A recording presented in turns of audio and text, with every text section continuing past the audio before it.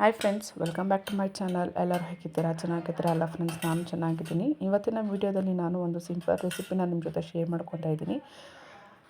ಈ ವಿಡಿಯೋ ನಿಮಗೆ ಇಷ್ಟ ಆದರೆ ಪ್ಲೀಸ್ ನನ್ನ ಚಾನಲ್ನ ಸಬ್ಸ್ಕ್ರೈಬ್ ಮಾಡಿಕೊಂಡು ನನಗೆ ಸಪೋರ್ಟ್ ಮಾಡಿ ಅಂತ ನಿಮ್ಮನ್ನೆಲ್ಲರೂ ರಿಕ್ವೆಸ್ಟ್ ಮಾಡ್ಕೊತೀನಿ ಫ್ರೆಂಡ್ಸ್. ಹಾಗೆ ನನ್ನ ವಿಡಿಯೋಗೆ ಲೈಕ್ ಮಾಡಿ ಅಂತಲೂ ಕೂಡ ಕೇಳ್ಕೊತೀನಿ ಫ್ರೆಂಡ್ಸ್. ನೀವು ಲೈಕ್ ಮಾಡೋದ್ರಿಂದ ನನ್ನ ವೀಡಿಯೋಸು ತುಂಬ ಜನಕ್ಕೆ ರೆಕಮೆಂಡ್ ಆಗುತ್ತೆ. ಸೊ ಅದರಿಂದ ನನಗೆ ವ್ಯೂಸ್ ಬರುತ್ತೆ.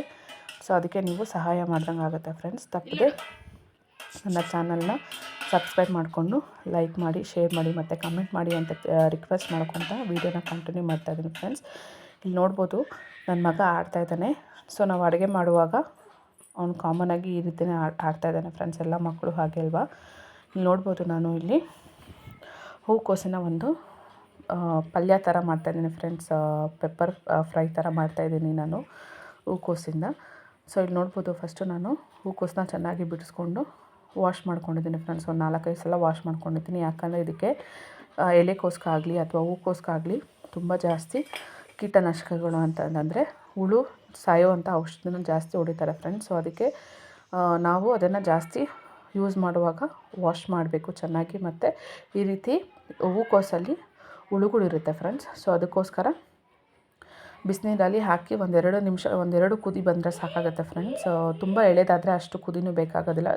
ಬಿಸಿನೀರಲ್ಲಿ ಹಾಕಿ ಅದನ್ನು ಕುದಿಸ್ಕೊಂಡ್ರೆ ಸಾಕು, ಅಥವಾ ಬಿಸಿನೀರಲ್ಲಿ ಹಾಕಿ ಎತ್ತಿದ್ರೆ ಸಾಕು, ಹುಳು ಎಲ್ಲ ಸತ್ತೋಗುತ್ತೆ. ಸೊ ಆಮೇಲೆ ನೆಕ್ಸ್ಟು 1-2 ಸಲ ವಾಶ್ ಮಾಡಿಕೊಂಡ್ರೆ ಆಗುತ್ತೆ. ಸೊ ಇಲ್ಲಿ ನೋಡ್ಬೋದು ನಾನು ಈರುಳ್ಳಿ ಕಟ್ ಮಾಡಿದ್ದಲ್ಲ ಫ್ರೆಂಡ್ಸ್. ಅಡುಗೆಗೆ ಯೂಸ್ ಮಾಡುವಂಥ ಈರುಳ್ಳಿನ ಬಿಸಾಕದೆ ನಾವು ಅದರಲ್ಲಿ ಕೂಡ ಸಿಪ್ಪೆಯಿಂದ ನಾವು ಈ ಹಲ್ಲಿ ಇರುತ್ತಲ್ಲ ಫ್ರೆಂಡ್ಸ್, ತುಂಬ ಜಾಸ್ತಿ ಎಲ್ಲ ಕಡೆ ಓಡಾಡ್ತಾ ಇರುತ್ತೆ. ನಮ್ಮ ಮನೇಲಂತೂ ತುಂಬ ಓಡಾಡ್ತಾ ಇರುತ್ತೆ. ಸೊ ಅವಾಗ ನಾನು ಏನು ಮಾಡ್ತೀನಿ ಅಂತಂದರೆ, ಈ ರೀತಿ ಈರುಳ್ಳಿ ಇರುತ್ತಲ್ಲ ಫ್ರೆಂಡ್ಸ್, ವೇಸ್ಟ್ ಅಂತ ನಾವು ಬಿಸಾಕೋದ್ರಲ್ಲಿ ನನ್ನ ಹತ್ರ ಈ ಟೂತ್ ಪಿಕ್ಕಲ್ಲಿ ಅದನ್ನೆಲ್ಲ ಚುಚ್ಚಿ ಎಲ್ಲಿ ಜಾಸ್ತಿ ಬಲ್ಲಿಗಳಿರುತ್ತೋ ಅಲ್ಲಿ ಅದನ್ನು ಹಾಕಿ ಇಡ್ತೀನಿ ಫ್ರೆಂಡ್ಸ್. ಸೊ ಅದರಿಂದ ಏನಾಗುತ್ತೆ, ಬಲ್ಲಿಗಳೆಲ್ಲ ಬರೋದಿಲ್ಲ. ಇವಾಗ ಅಡುಗೆ ಐಟಮೆಲ್ಲ ಮಾಡಿ ಇಟ್ಟಿರ್ತೀವಿ ಅಥವಾ ತಿನ್ನೋ ಐಟಮ್ಗಳಿರುತ್ತೆ. ಸೊ ಅಥವಾ ನಾವು ಇಲ್ಲಿ ಅಡುಗೆ ಮಾಡ್ತಾಯಿರ್ತೀವಿ, ಅದ್ರ ಒಳಗಡೆ ಬಿದ್ದೋಗುವಂಥ ಭಯ ಇರುತ್ತೆ. ಸೊ ಅದಕ್ಕೋಸ್ಕರ ನಾನು ಏನು ಮಾಡ್ತೀನಿ ಅಂತಂದರೆ, ಆ ರೀತಿ ಮಾಡೋದ್ರಿಂದ ಬಲ್ಲಿಗಳು ಇರೋದಿಲ್ಲ ಫ್ರೆಂಡ್ಸ್, ಅಂದರೆ ಹಲ್ಲಿಗಳು.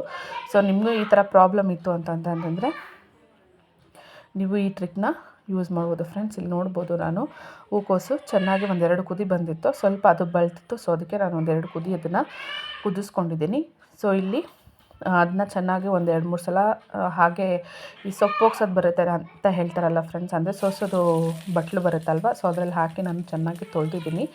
ಸೊ ಅದಾದಮೇಲೆ ಬೇಯಿಸಿರುವಂಥ ಬಾಣಲಿನೇ ಇತ್ತು. ಸೊ ಅದಕ್ಕೆ ನಾನು ಈ ರೀತಿ ಮಾಡೋದ್ರಿಂದ ಹೆಚ್ಚು ಪಾತ್ರೆಗಳನ್ನ ಬೀಳೋದನ್ನ ತಪ್ಪಿಸ್ಬೋದು ಫ್ರೆಂಡ್ಸ್. ಅಂದರೆ ನಮ್ಮ ಅಡುಗೆ ಮನೆಯಲ್ಲಿ ಏನು ಅಂತಂದರೆ ಪಾತ್ರೆಗಳದ್ದೇ ಒಂದು ದೊಡ್ಡ ಸಮಸ್ಯೆ ಆಗಿರುತ್ತೆ. ಹೆಚ್ಚು ಪಾತ್ರೆಗಳು ಬಿದ್ದಾಗ ಅದನ್ನ ನಿಂತು ತೊಳೆಯೋದು ತುಂಬ ಕಷ್ಟ ಆಗಿರುತ್ತೆ.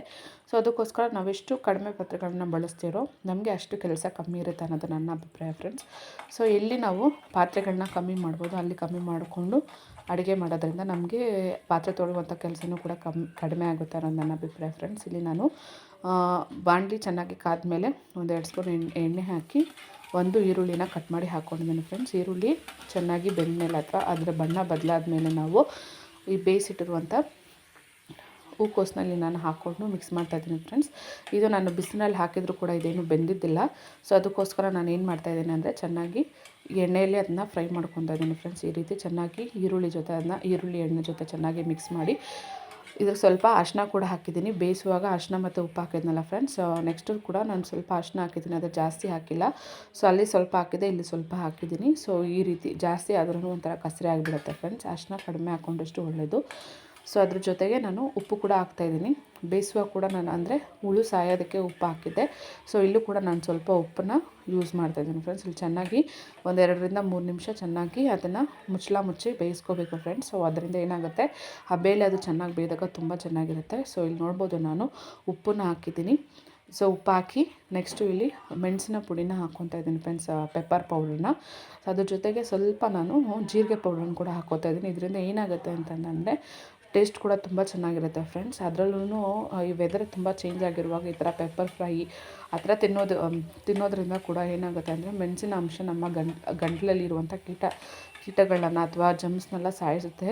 ಅದು ನಿಜವಾಗ್ಲೂ ನನಗೆ ಫೀಲ್ ಆಗುತ್ತೆ ಫ್ರೆಂಡ್ಸ್. ಸೊ ಅದಕ್ಕೆ ನಾನು ಈ ರೀತಿ ಏನಾದರೂ ವೆದರ್ ಚೇಂಜ್ ಆದಾಗ ಹೆಚ್ಚಾಗಿ ನಾನು ಮೆಣಸಿನ ಪುಡಿನ ಅಥವಾ ಮೆಣಸನ್ನು ಜಾಸ್ತಿ ಯೂಸ್ ಮಾಡ್ತೀನಿ. ಕಷಾಯ ಮಾಡೋದಾಗಲಿ ಅಥವಾ ಅದರಿಂದ ಏನಾದರೂ ರೆಸಿಪಿ ಮಾಡೋದಾಗಲಿ ಮಾಡ್ತೀನಿ. ತುಂಬ ಚೆನ್ನಾಗಿತ್ತು ಫ್ರೆಂಡ್ಸ್. ನೀವು ಒಂದ್ಸಲ ಟ್ರೈ ಮಾಡಿ ಹೇಗಿತ್ತು ಅಂತ ಕಮೆಂಟ್ ಮಾಡಿ ತಿಳಿಸಿ. ಇಲ್ಲಿ ನೋಡ್ಬೋದು friends. Thank you so much for watching.